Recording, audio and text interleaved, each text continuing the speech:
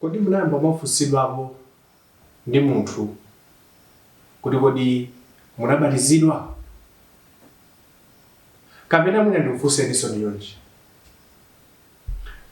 Munayamba mwina mwamuwuzako munthu kuti ubatizo ndiofunikira? Awa ndena mafunso amene anthu timakhala nawo, komanso ndena mafunso amene anthu timafunsana. Koma pozindikira ili kuti ndi funso lokhudzana ndi chipembedzo chathu, zokhudzana ndi moyo wathu osatha, ndi chinthu chofunikira kuti funso limeneli, kapena mafunso amenewa, kapena zokhudza ubatizo umenewu, tiziphunzire kuchokera m'buku lopatulika. Ndifake taona kuti chinthu chofunikira kuti tsiku la lero tikhale ndi nthawi imeneyi yophunzira zokhudza ubatizo. Ndikuwa kuti mawu ubatizo si chinthu chachilendo kwa inu, kwa ife ambiri. Ambiri tinamvapo zokhudza ubatizo, ambiri mwina tinachitapo ubatizo, komanso ambiri timadziwa bwino maubatizo osiyanasiyana amene timakhala nawo, amene timachita kapena amene tinachita. Koma kodi Baibulo buku lopatulika limati chani zokhudza ubatizo umenewu? Kuti kodi ndi chani? Ndipo ndiofunikira bwanji? Ndipo kwa munthu amene sanapange, kodi anakusemphana ndi chinthu chofunikira bwanji? Kapena kuti kodi chinthu choti umatha kusankha kuti ubatizike kapena usabatizike? Paphunziro lathu la lero tikufuna tiyankhe mafunso amenewa. Choyambirira chimene tizindikira ndi chinthu ichi, tiyambeke tadziwa kuti kodi ubatizo ndi chani. Tikaona muzipembedzo zosiyanasiyana, ena amachita ubatizo, ena ubatizo sachita ndi komwe. Komanso kwa amene amachita ubatizo, ukapeza ena amachita ubatizo wa mtundu wina, komanso ukapeza ena akuchita ubatizo omwewo, komanso mwa mtundu wina. Koma kodi buku lopatulika Baibulo limafotokoza bwanji zokhudza ubatizo? Ubatizo kodi ndi chani? Tiyambe kuona za ubatizo umene kutsekula buku la Roma chapter chake ya 6. Roma chapter 6 inayambira verse 1, koma ife tikufuna tiwerenge pa verse yake ya 4 imene tikufuna tipeze yankho lathu kuti ubatizo ndi chani. Roma chapter 6 verse yake ya 4. Chifukwa chake tinayikidwa m'manda pamodzi ndi iye mwa ubatizo kulowa mu imfa. Koma verse ipitirira akuti chifukwa chake tinayikidwa m'manda pamodzi ndi iye mwa ubatizo. Apa mlembi Paulo amakamba za Yesu Khristu. Ndakunena kuti ife tinayikidwa m'manda pamodzi ndi Yesu Khristuyo. Koma tinayikidwa m'manda bwanji? Kapena timayikidwa m'manda bwanji pamodzi ndi Yesu? Ndi mu ubatizo. Ndero pamene munthu wapanga ubatizo, apa pa Roma chapter 6 akuruza kuti timakhala lowa m'manda. Kodi timadziwa tikati munthu tamayika m'manda? Ambiri tikudziwa bwino nkhani ya Yesu anaphedwa, ndipo ataphedwa, atakhomedwa pa mtanda paja anachotsedwa kukayikidwa m'manda. Manda azathu amasiyanana pang'ono ndi manda athu masiku ano. Azathu amene timawerenga kalekalewa anali manda amene amakhala ngati nyumba. Amalowa, nchifukwa pa manda Yesu amafotokoza kuti anayikapo mwala kuti anthu asalowe. Anali manda koma munthu amakhala wabisika ngati, koma pakhomo atsekapo, samaoneka. Manda ife masiku ano, munthu akayikidwa m'manda timakumba dzenje, timayikamo munthu mu bokosi kumuyika, ndipo timamugwirira dothiro munthu saoneka. Ndaba kutifotokozera kuti ifeyo pamene timakhala talowa limodzi m'manda mwa Yesu, timalowa ndi Yesu m'manda, koma osati mokuyikidwa ngati mmene anayikidwira Yesu. Koma ife manda athu ndi amadzi, akuti mwa ubatizo ndi zimene akunena. Ndipo ubatizo umachitika motani? Tione pa buku la Yohane chapter chake cha 3. Yohane chapter 3 verse yake ya 23 pali mawu awa. Ndipo Yohane anali nkubatiza Ainoni pafupi pa Salimu, chifukwa panali madzi ambiri pamenepo. Ndipo anali nkufikirako anthu nali nkubatizidwa. Akuti Yohane pamene amachita ubatizo anapita ku mtsinje kapena ku malo umene kumatchedwa ku Ainoni pafupi ndi Salimu.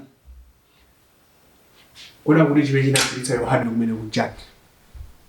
Pa Yohane chapter 3 verse 24, pa verse 23 akunena kuti panali madzi ambiri. Baibulo likamakamba zonoti ife tikuyidwa m'manda pamodzi ndi Yesu Khristu mwa ubatizo. Akuti ubatizo wake pa Yohana 3:23 ndi wamadzi ambiri. Zimene zikuruza kunena kuti chani? Ndiyoti pamene palibe madzi ambiri sipangakhale ubatizo olowa limodzi m'manda ngati mmene anachitira Yesu. Popitiriza tiyeni buku la Mateyu chapter 3. Pa Mateyu chapter 3 verse yake ya 16 akunena kuti ndipo Yesu pamene anabatizidwa pomwepo anatuluka m'madzi.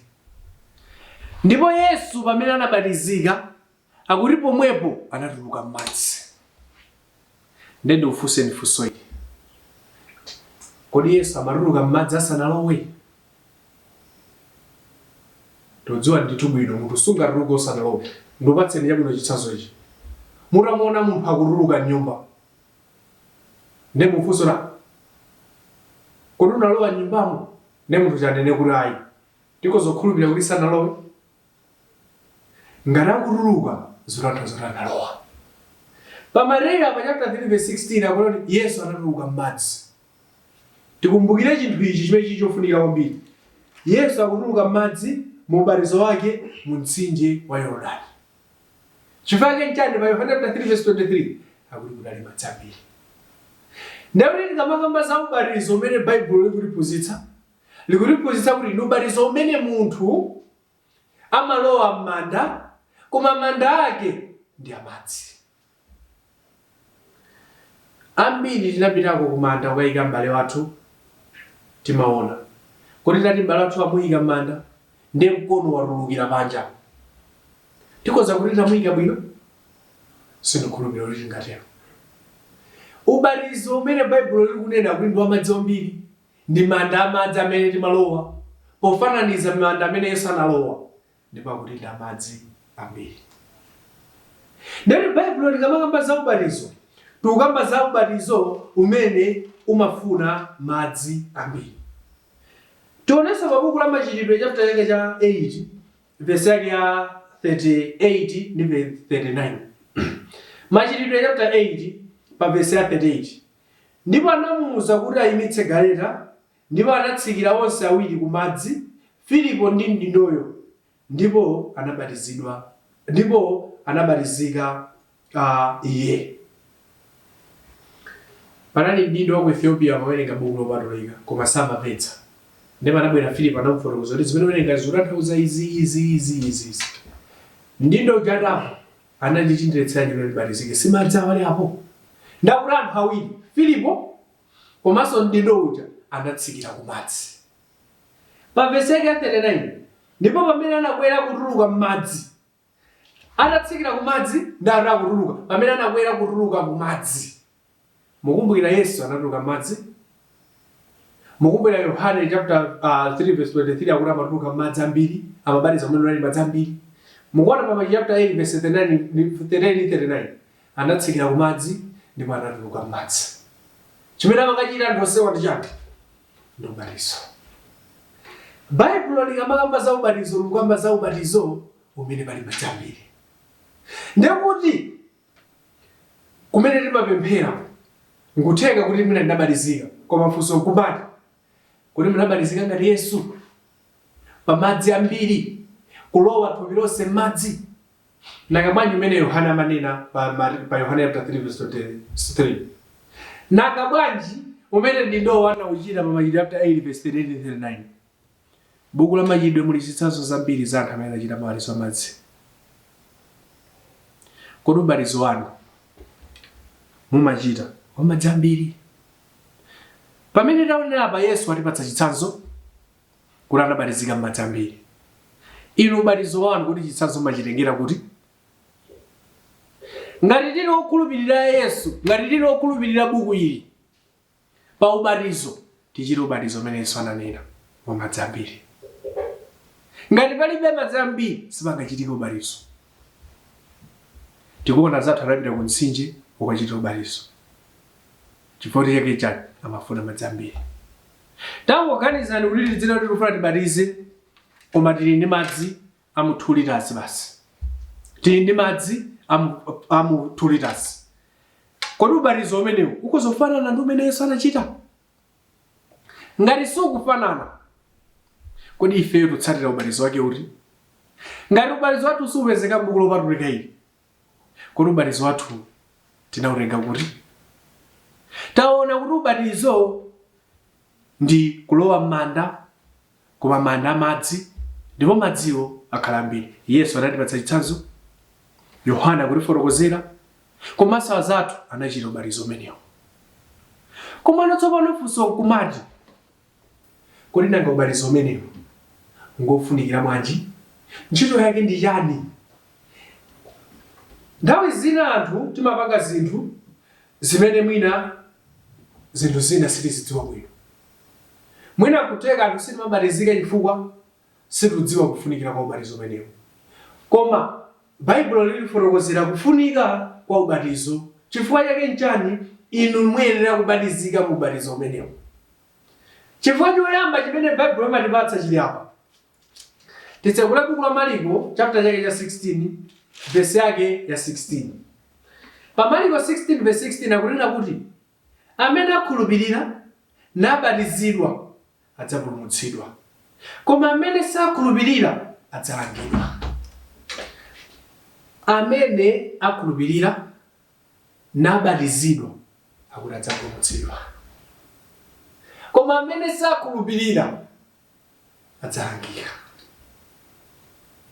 Munthu akabatizika, Baibulo ikuti ubatizo ngofunikira kwambiri chifukwa ukabatizika udzapulumutsidwa.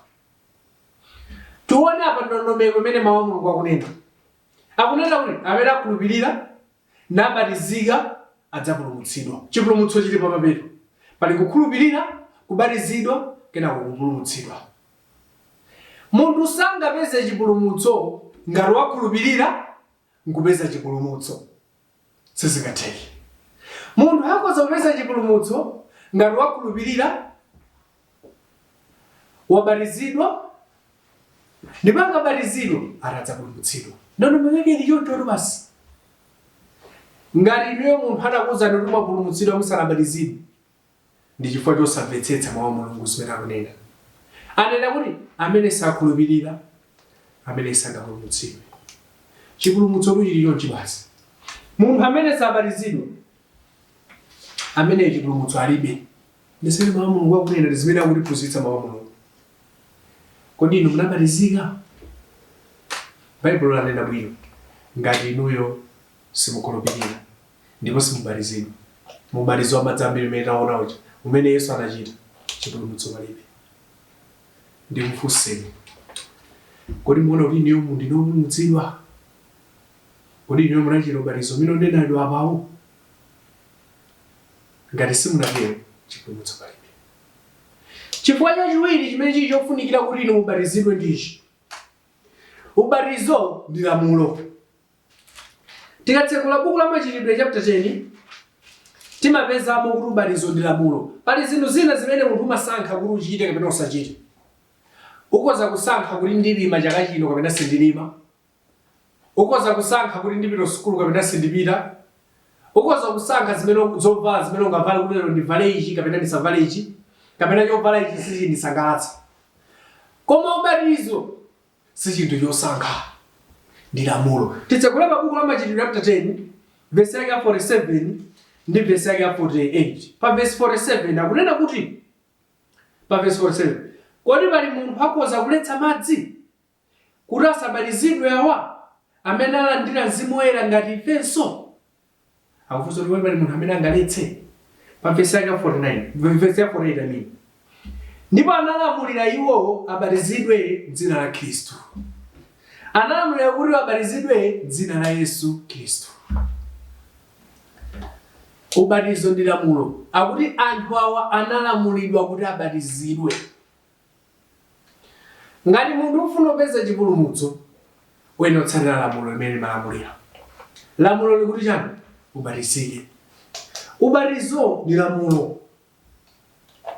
Pala anthu ena amene ameloti ngati mufuna kupulumutsidwa ingopempherani pemphero ili. Gwirani radio pamene mulipo, gwirani Baibulo pamene mulipo, pempherani pemphero ili limene ndikutchula ine. akamachula ambuye inunso kumene kwa ambuye mundikhululukire ine kera kwa mapera ame mwapulumutsidwa mukatero. Kodi zimenezo zili kuti Baibulo kunena kuti ndi ubatizo okha umene uli lamulo limene umapulumutsa inu ndine. Basi chifukwa chachiwiri chofuna ubatizo chimene ubatizo ndi lamulo. Munthu sangasankhe kuti ndifuna ubatizo kapena sindifuna. Inde ukhoza kusankha kuti sukufuna, koma pamene wasankha kuti sukufuna ndero wanena kuti sufuna chipulumutso. Ndi zimene wanena. Chifukwa chachitatu chimene timaonera ndi chinthu ichi. Ubatizo kufunikira umafunikira pa chinthu ichi. Ukabatizidwa umaonjezereka ku mpingo. Mateyu chapter 16 verse 18 Yesu anali patatuliza khazika mpingo wanga. Machitidwe chapter 2 tikuona mpingo chokukhazikitsa mpingo wa Yesu umene Yesu anakhazika. Pa Roma chapter 16 verse 16 akulero ndi mpingo wa Khristu umene Yesu anakhazika. Kuonjezereke ku mpingo umenewu uyenera kuchita ubatizo. Pa Machitidwe chapter 2 verse ya 47 tupeza hapo kunena kuti pa verse 2 verse tembele verse ya 41 chapter 2 verse 1 verse 41 akunena kuti pamene iwo amene analandira mawu ake anabatizidwa ndipo anaonjezedwa tsiku lomwelo anthu zikwiziratu anthu 3000 anaonjezedwa tsiku la Pentecost pamene mpingo unayamba. Anaonjezereka kuti pa verse ya 47 chapter 42 yomweyo chapter 2 verse ya 47 akunena kuti nalemekeza Mulungu ndi kukhala nacho chisomo ndi anthu onse ndipo Ambuye anaonjezera tsiku ndi tsiku amene akuti apulumutsidwe. Munthu ngati sanabatizidwe Ambuye sangakuonjezere mpingo wako. Yesu anakhazika mpingo ndipo kuti munthu apulumutsidwe akuti abatizike munthu mubatizo wa madzi ambiri. Ndipo ukatero muone chinthu ichi pa verse 47 akuti Ambuye amaonjezera tsiku ndi tsiku otakapulumutsidwa. Mpingo amene Yesu anakhazika anthu sajoina. Mpingo amene Yesu anakhazika akuti Ambuye amaonjezera. Koma masiku ano chochitika ndi chani? Aliyense akuti ndikujoina mpingo ufa wabwino, ndikujoina ufa kuti ndikupanga izi fanya chakuti. Koma mpingo amene Yesu anakhazika munthu amaonjezereka. Ndakuti Ambuye amaonjezera okha tsiku ndi tsiku. Icho ndi chifukwa chachitatu munthu ngati sanabatizike sangaonjezereke ku mpingo.